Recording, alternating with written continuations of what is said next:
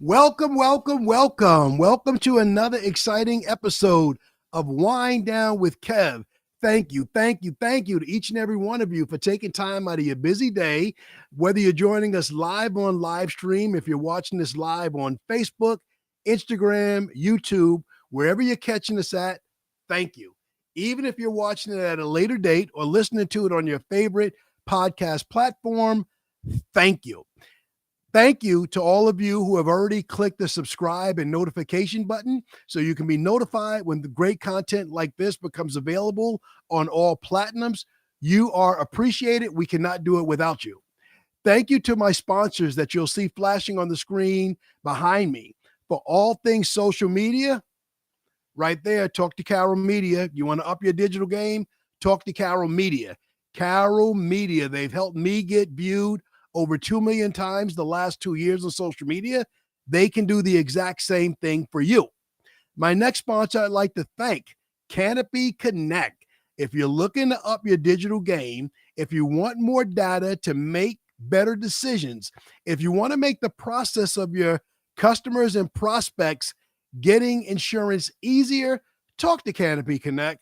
They've made the process so much easier than it was many moons ago when I started in this business. Lastly, thank Wintrust Financial, my banking partner in all my business ventures. Can't do it without a good banking partner. All of that being said, today, really excited to bring to you a brand new agent from a state that we have not been to yet on our journey of doing 50 podcasts with 50 agents from 50 different states. Today, we are going to the great state of Massachusetts, where we're going to podcast with an agent of less than 5 years. He's only 5 years as an agency owner, but he is absolutely a star already and a star in the making. So, ladies and gentlemen, put your hands together for Zach Vaswani. Thanks for having me on, Kevin. I'm really excited over here. Hey, Zach, happy to have you here, man. And let me start off before we talk about any Billy business stuff at all. Congratulations. You are a new dad of a 1 week old. Congratulations. Somebody put some congrats in the comments right now. How amazing is that? It's amazing, man. I tell you what, besides the no sleep, little kids are just so cute at this age, man. It's look like little aliens, but they're cute as hell. I love it. And you shared with me offline. This is your second born, 2 boys. Oh yeah. Perfect. You're doing it right. Keep going. I've got 3 of those editions of the boy edition myself. So keep going, man. Keep going. You're young. You got nothing but time to bring more guys into the world. And big shout out to the missus, the mother of your children. I thank her not only for your 2 sons, but for giving you time to be on this podcast. She's got to be like, we've got 2 under 2 in diapers. What are you doing? No, I'm really lucky. My wife Courtney has been extremely flexible with my schedule. So you hit the nail on the head. You hit the nail on the head there. All thanks to her. Thank you, Courtney. Thank you, Courtney. We appreciate you. Somebody thank Courtney in the comments. This is not easy. If you are a parent, you know parents. If you were once a baby, you can relate to what it's like for Courtney having 2 babies in her arms, perhaps at this time. So, Zach, let's go ahead and jump into it. You're with Allstate. You join us October of 2020. In the midst of the pandemic, you take on this new opportunity. What's your origin story? What did you do before Allstate? It's funny. Before I got to Allstate, I had been selling leads to insurance agents, and I noticed very quickly that insurance agents, a lot, especially the ones we were working with, were extremely successful. Not all of them, but a lot of them were doing. Some of them had Lamborghinis. Some of them, the stories were crazy and crazy by the day. So very quickly, I decided that I wanted to be an insurance agent. So I started planning, and it took about 5 years for me to, finally get the nerve and the money to do it. But yeah, that's where we started from. But I love your 5-year plan and journey. And don't tell anybody that insurance agents drive Lamborghini. Nobody knows that. That's just between you and a couple of guys. That Kevin doesn't drive a Lamborghini. So, but good stuff. 5 years of planning. So you're selling leads. Insurance companies, we buy leads from all sort of companies. It's one of the ways that we get new business to grow our agency. We need to find people that are looking for insurance, but you're selling leads and you're learning about this opportunity that seems to be pretty attractive. What was it? The lifestyle, the conversations, were you building relationships with agents? I was building great relationships with agents, and I got to see how some of them started and grew. Um, some of them, I remember year one, they're a new agent. Year two, they have a new car. Year three, they have a home. Year four, they have a child. And not only that, I had been bogged down with working with different vice president of sales after another. I'd worked for a few companies, and I realized that, you know, the pressure from dealing with these large corporations can be a little bit frustrating, and you didn't always have the best managers. Sometimes you did, but they'd be gone in a short period of time. And I didn't like the mental toll that was taken on me. And I thought, you know I can deal with anything, but I'd rather not deal with a crappy boss, if that makes Uh, sense. you know, it makes tremendous sense. I've heard it said, react to this statement that I've heard. I've heard it said that people don't quit jobs, they quit bad leaders. What are your thoughts on that? Right on the head. Right on the head. I mean, I wanted to leave from day one and start my own thing, but what really would push me was really bad experiences with certain managers, and it got me closer and closer to the door. And while I had great managers at the company that I worked for, there was always rotation, new people, and some of them were great. Is just those bad ones just pushed me further towards my dream. So I at least appreciated that part of that, and I still work with that company to until this day. I use them as my primary lead provider. So it's not like it's a great company. It's just managers are managers. You know how that goes. I know it is. We'll leave the company nameless, but along this line, if there's somebody listening to this podcast right now and they're stuck with a bad boss, would you encourage them to take the leap of faith and the planning that you did to get to this side to enjoy this opportunity? Without a doubt, but really at the end of the day, it comes down to this: like, you have to plan. I see people, they just say, "Hey, I'm gonna wing it." Like, I was pretty calculated with what I did. You have to know the risk. You have to know how much you have to spend. You can't just expect to open up the door and with the inflated costs that are here. But if you have a dream, plan it and move forward with it. I think anything can be successful with the proper planning. I love it. And I like that you shared the 5-year planning journey. You got here a lot faster than I did. I came into insurance in a supportive role as a life underwriter trainee. I think I was here for 3 months before I went to my first sales meeting, and I knew I was on the wrong side of the tracks. But it took several promotions and several different jobs where I could figure out how can I get to that seat. I needed to get to that seat. And after a short 20-year period and a lot of planning, I wound up here. So kudos to you in shortening the journey. How's it working for you? What do you love about being an all-state agent 5 years in? Well, the best part about being an agent is when you get to fulfill the promise, right? That time, I mean, it's terrible when a claim happens, but it's awesome when you have a smooth claim go through. Someone calls you during a time of need, you help get them paid out, and they thank you for it. Either that, or when you save someone a ton of money and get them better coverage. That's also a great feeling. We yeah. You gave me two things, and as you said it, you looked because you were thinking something very specific. What's that one claim that you thought about just now that you really felt good about helping somebody that you knew that you had sold them the right coverage, the right limits? What was that situation that came to mind? We had a customer with a beautiful house, and we we'd exchanged cell phones because we had some similar interests, and we text here and there. And there's a huge storm that had come through our area, and it basically shut down his electricity, and his water pump stopped working. Okay. So Same with me. My electricity was gone. He gives me a call on my cell phone. You know, my house is completely black. I've got my laptop up in a hot spot, and I'm talking to him, and he's got a finished basement. It's just full of water. And we had talked about how flooding's not covered, and you have to get water back up, especially if you have a finished basement. It's the way to go. Sure enough, 2 months later, claim happens. He calls me, and during that storm, and it's in the middle of the night. I run the claim with my wife and our baby on the couch. And you know what? By the next morning, by like 9 a.m., I kid you not, I'm in the office and he's like, I already got paid. That's a hero story. That's a hero story. That's what people want to know. Both you and the customer are the hero in that story. You recommended the right coverage. He listened to your advice. He didn't fight you. Zach, there's going to be another $100. I don't want to spend it. He listened to you. We paid for the claim. We got all that water cleaned up.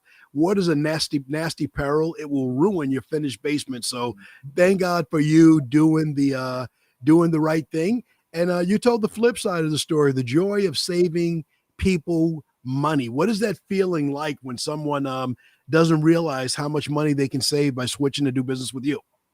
Oh man, it's incredible. We had a guy recently, three cars, young driver, had an accident very far from our agency, believe it or not. We got him through a web lead.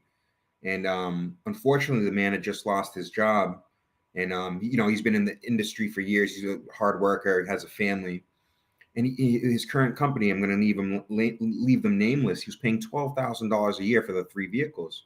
Okay. We came in at about $5,000. I won't even get into the home savings, but we also upped his limits at a time where he's most vulnerable. So he was able to save, what is that, $7,000, up his limits from 100, 300 to $250,000, $500,000. And, that's a huge savings, especially when you've lost your job. That 7,000 goes really far. That 7,000 is a beautiful thing. And Zach, I'm going to ask you to walk it back for the non-insurance listener to the podcast. Simplify it for me. Break it down and explain what those liability limits that you mentioned, the 100, 300 to 250, 500. What does that mean, and why is it important for him and for many people to have those higher limits? Yeah. So this man, he if he would have hurt somebody in a car accident, he was covered for 100,000 per person, 300,000 per accident. And we all know that the cost of everything is extremely inflated right now. So if he maybe rear-ended someone and they were pregnant and they were completely fine, the diagnostics tests at the hospital might equal out to 100,000 just there alone, right? If nothing goes wrong. Yeah. So typically that's decent coverage, but for someone with a home, multiple cars, I'm sure some money saved up in retirement, you want to make sure that you're properly covered so people can't go over and attack what you have in the bank, especially if you're out of work.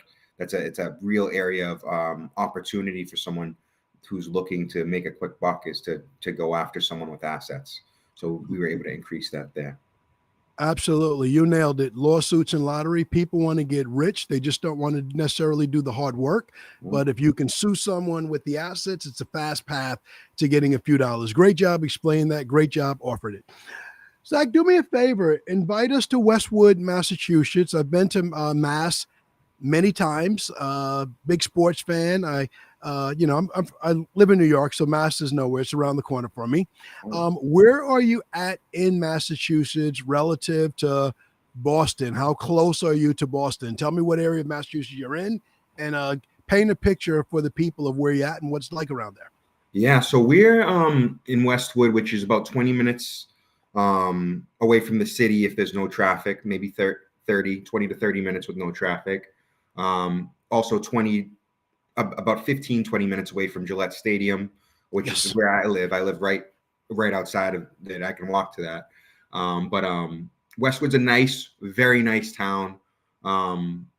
Quiet, family oriented, just a great place to live. It really doesn't get too much better than Westwood. I'd say it's definitely one of the top 10 cities to live in the state. I mean, towns to live in the state, for sure. So there's a disconnect there. I got to fact check you on this.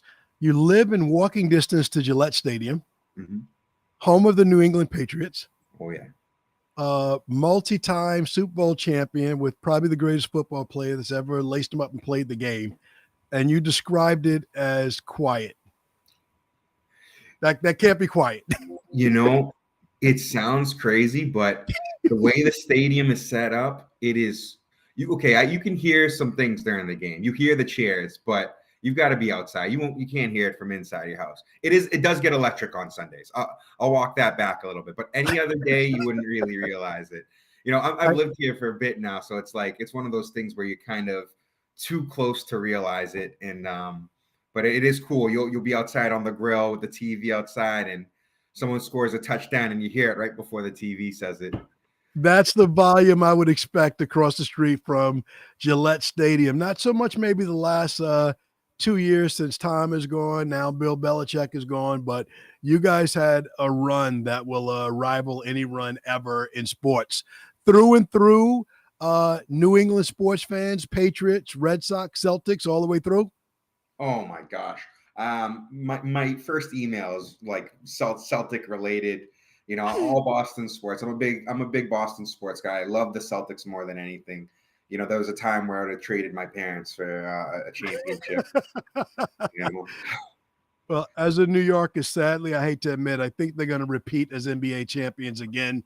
I think they have something special going there, very similar to what the Patriots had. I think there's a culture and a formula on that team that's going to be really, really hard to beat. Zach, what do you've answered this question already. Knowing the culture that you follow in sports team, talk to me about your team that you've built in your agency. so I've got a wide variety of guys working for me, guys and girl.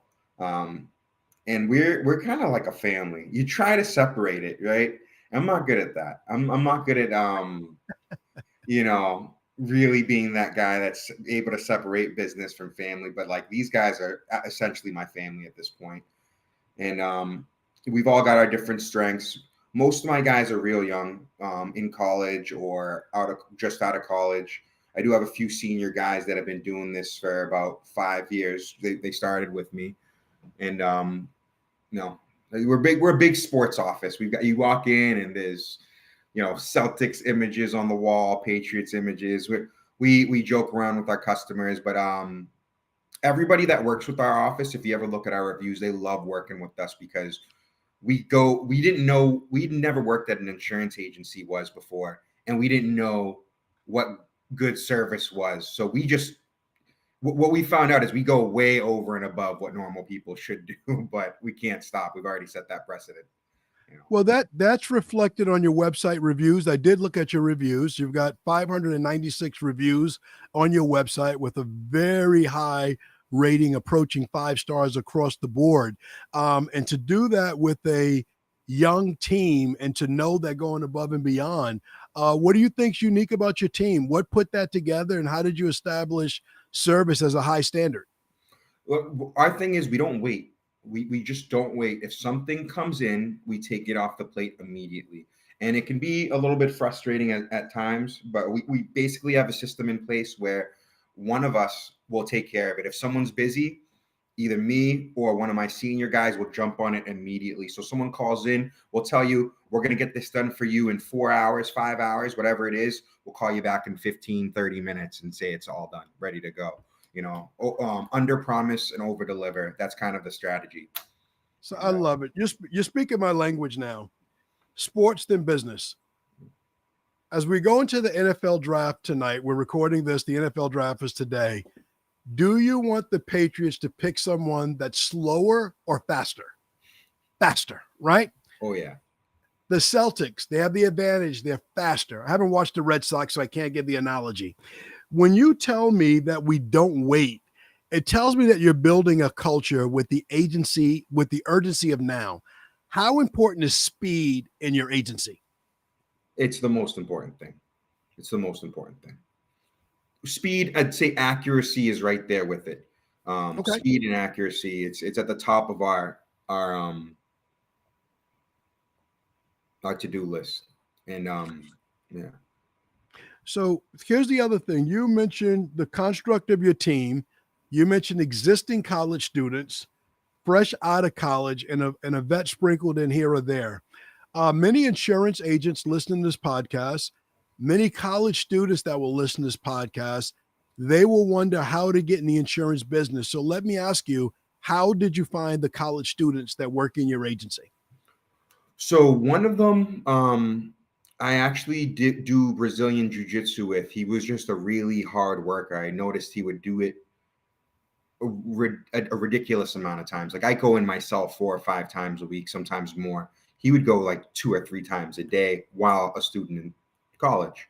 So Nice. that attracted me. I Yeah. was and he had a job. So I had been keeping my eye on him for about a year, and then eventually he approached me after I had mentioned that if he's ever interested, let me know. So he approached me about a month later, and the time just worked out. And the other person, Allstate, actually recommended over to us, believe it or not.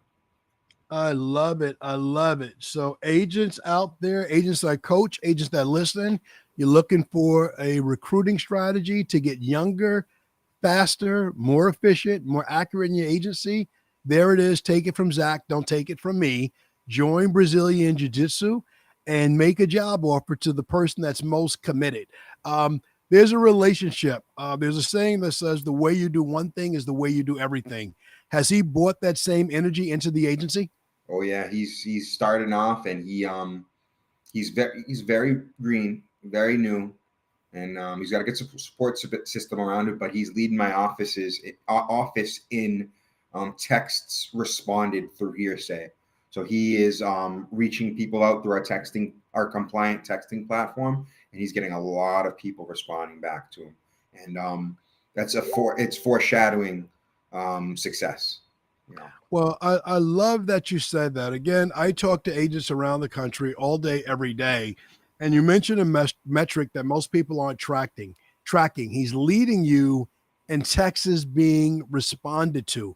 How much are you guys texting out of your agency, both for customers and for prospects? How much are you texting? Oh man, everybody in my team is sending 60, 70 texts out a week, minimum.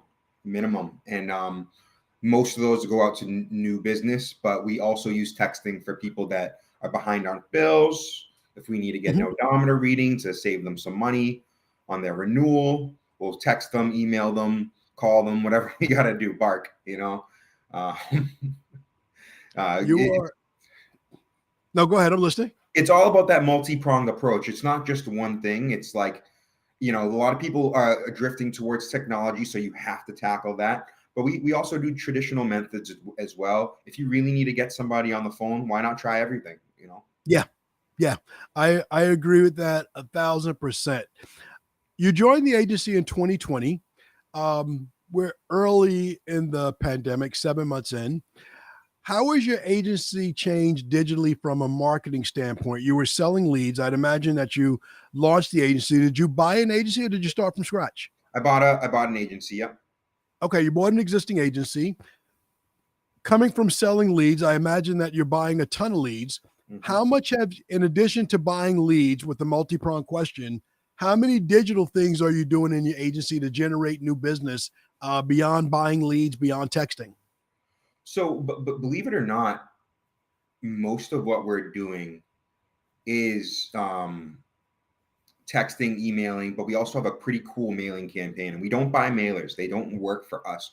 I'm sure they would work if I applied more consistency to it and spent a lot more money on it. But we found a different strategy that's been working for us. What we do is if we find a good lead, we mail them a quote. I'm talking about if we find an amazing lead, you're a homeowner, you have multiple cars, whether you were on the phone with us or not, we're going to mail that quote to you. We're going to text you saying, hey, we mailed this out to you. We're going to leave you a voicemail saying we mailed it out to you. We're going to leave you a voicemail in 2 or 3 days saying, hey, did you happen to get that letter? And then we're going to text you again or email you a personalized email. We do that for the stuff that we love. If we see something that we truly believe in, we're going to send that letter out there.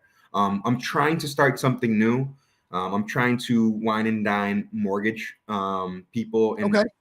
give them Celtics tickets. That's what I want to do. Give them Celtics tickets so they love me, and then they they return some favors There's later. nothing bad about that, man. COI relationship strategies are awesome. And having an experience with the Celtics game is an awesome personal experience. The business will absolutely follow that. How tough is it in Massachusetts to get a license and to get into the business? So you have to do these two exams if you want to write property and casualty. They're about 100 questions each. You have to do a 40-hour course, two 40-hour courses, and that gives you the ability to write home and auto and commercial. I love it. Is that an expensive personal investment someone has to make? Are we talking thousands of dollars, a couple $100s? $200, $200, $200. Sounds easy. What kind are you hiring now, and what kind of people are you looking to add to your team? I am going to wait a couple more months before I start hiring again. Just because we hired to those two new people. We are going to continue to look for people that are hungry, motivated to work, though. I've already actually met some more people in my Brazilian Jiu-Jitsu class that have actually asked about employment. And so we do have a little bit of a pipeline, which is nice. But once these other two are fully ramped up, I'm going to look at bringing on someone new. Well, I love the fact that you're recruiting and building your staffing pipeline while you're not hiring per se. Let's talk about Massachusetts. Interesting state for weather. Interesting state, one of the first states in the union, one of the original 13 states. A lot of older homes in Massachusetts.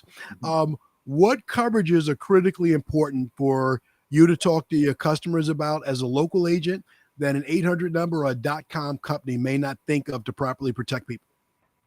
Okay, so building codes coverage is a pretty important one, especially for older homes. Without that coverage, your clients are left holding the bag if they run into a situation where there is a claim and they have to bring the home up to code.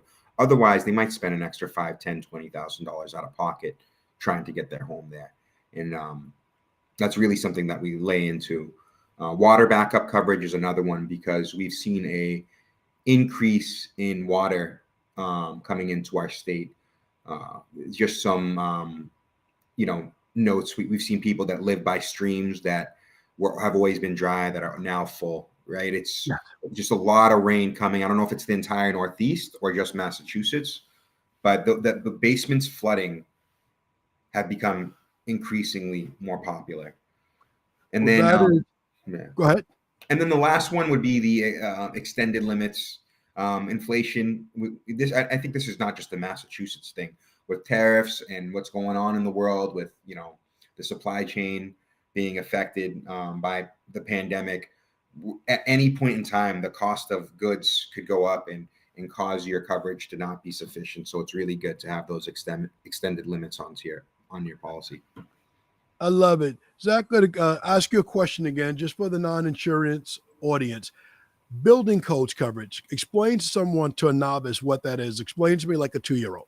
Okay, so let's say you were to suffer a fire in your kitchen, and it's about $120,000 worth of damage. But upon repairing, we find out that your house is out of code, and to get your house to code, we're going to have to spend another $18,000 to get it there. Now, without building codes coverage or ordinance coverage, some companies call it, you would essentially have to come up with that money out of pocket because you didn't purchase coverage that would say, hey, we're going to bring your house to code, So this coverage takes care of that situation. It covers that gap, that hole.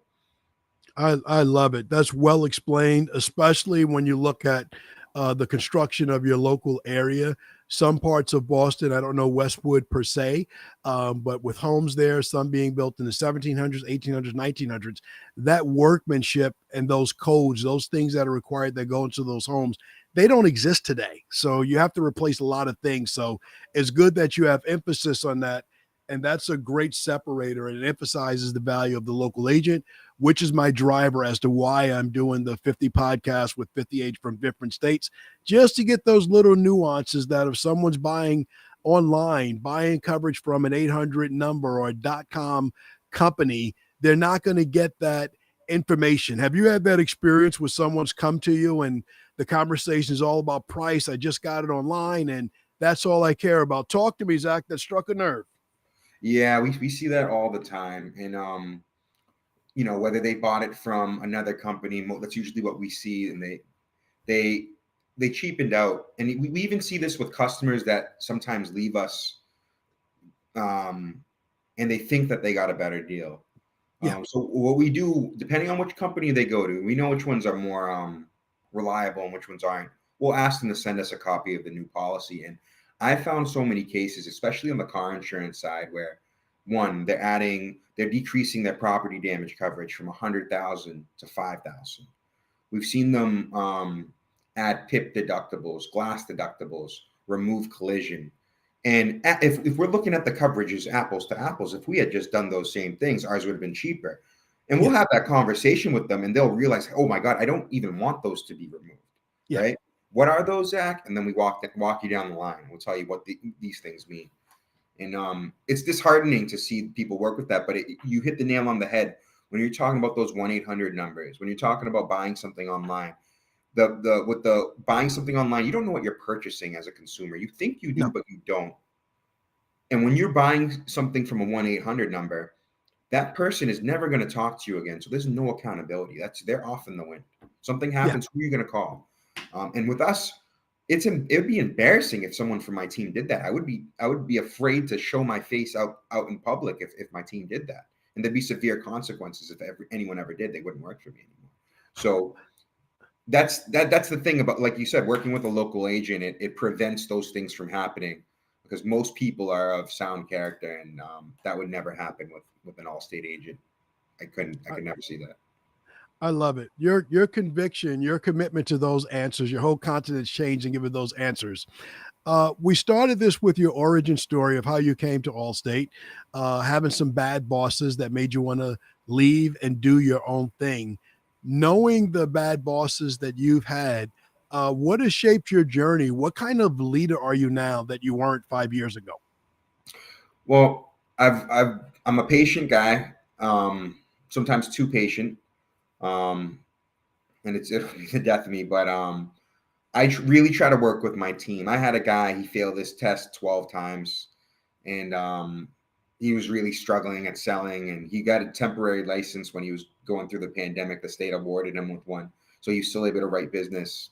And he he struggled, but once he got his license, 3 months later, after some serious conversations about what he needed to improve on, I saw that he was hungry. I didn't fire him. I could have, because of his performance. And you know what? He's my second best producer.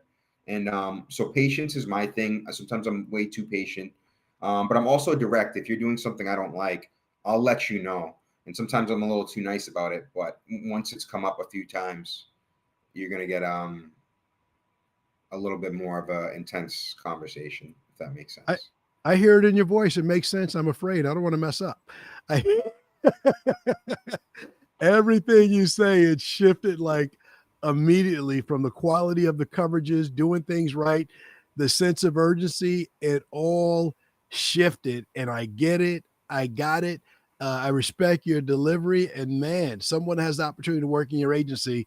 It's a good idea to be lockstep in with your vision. So we opened a call talking about family, congratulating you on the birth of your second son. We've gone deep into your agency. We've talked a little bit about the area of Massachusetts where you are.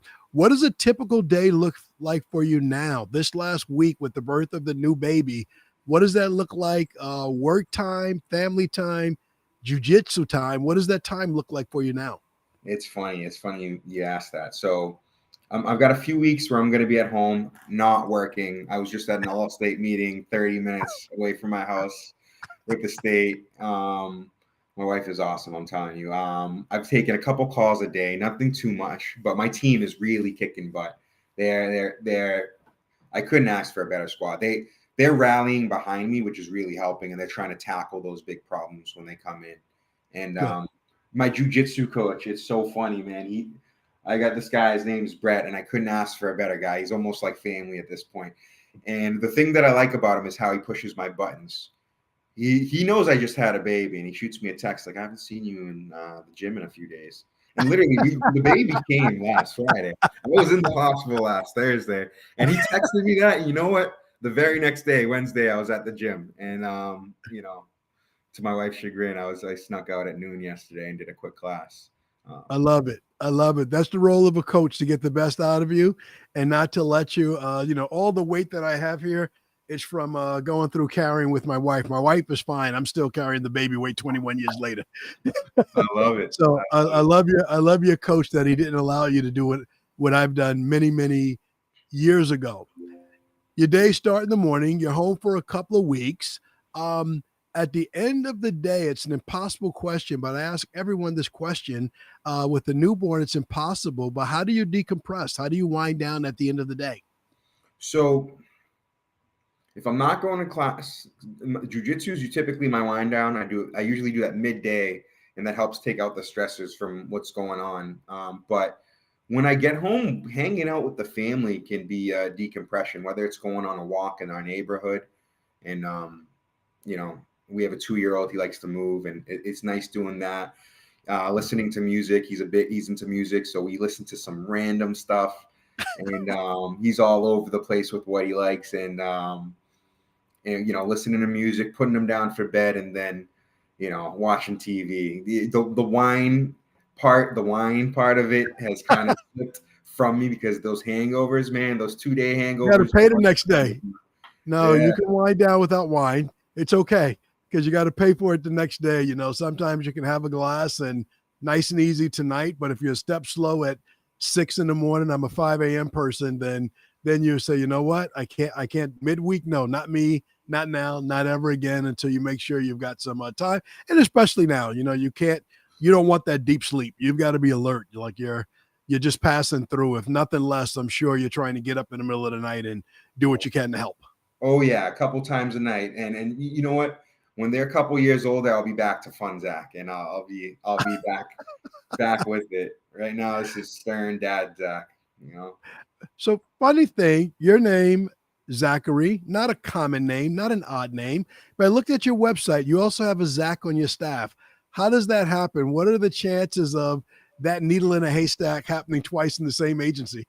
So that Zach was referred to me by someone that used to work for me at my last company, which was that lead company. Someone that was really funny, that I really enjoyed, and we had a really good relationship. He referred someone over to me that was a teacher, and I love the other Zach right away. I can't fire this guy. It gets confusing. Customers call in, they're like, Zach, which Zach am I talking to? And I absolutely love it. It's like you said, there's not that many Zachs, and now people call in, and it's just like a point of conversation at minimum. But honestly, he's like a secondary me. I love it. I would hate to not have him on my team. He's that awesome. Gives you another Zach to blame if something goes wrong. Oh yeah, which Zach was it? No. I love it. Zach, let's close it out with my question I end for everybody. If there's somebody like you thinking of this opportunity or another opportunity in life that they want to take, I want you to give them some encouraging words about just planning, moving on, their desires and their dreams, whatever you have it. I'd love to hear. And also, if there's something that you want to share in this podcast that I didn't ask you about, let me let you have the floor and have that before I wrap us up. Yeah, I mean, I think anything is achievable. It's a pretty amazing world. We can do almost anything, but it really comes down to being disciplined enough to, not spend a lot of money when you can and save up. And then 2, having a really actionable plan. Things are going to get tough, but you want to have it planned out. You want to know exactly what you're going to be spending, how much you need to produce, what it's going to cost to produce that, and executing. Have I done what I needed to do today? If the answer is no, then how do I get there the next day and make sure that answer is yes? That's some awesome advice, man. You got into my favorite areas. You talked about cash flow, planning, execution. You are speaking my language. You have been an amazing guest. So let me thank our listeners, and then we're going to give you a warm wind down with Kev round of applause before we close it out. So thank you, everyone that watched this podcast live, whether you watch it on Facebook, Instagram, or YouTube. Thank you. You are appreciated. For those of you that haven't done it yet, click the subscribe and notifications button now so you can be notified in advance when awesome content like this comes out. Big thanks to my sponsors that you see on the screen behind me, Canopy Connect, Carol Media, for all things social media. If you're looking to up your digital game to make it easier for your customers to buy from you, please tap into Canopy Connect. Please tap into Carol Media. Let them do the rest. Thank me later. And to our wonderful guest that we had today from the great state of Massachusetts. He is a Red Sox fan. He's a Celtics fan. And he lives across the street from the quiet Gillette Stadium, where the New England Patriots have been probably the best team in football in many of the last 20 years. Ladies and gentlemen, put your warm Wind Down with Kev hands together and give thanks to Zach Vaswani. Thank you, Kevin. I really appreciate you having me.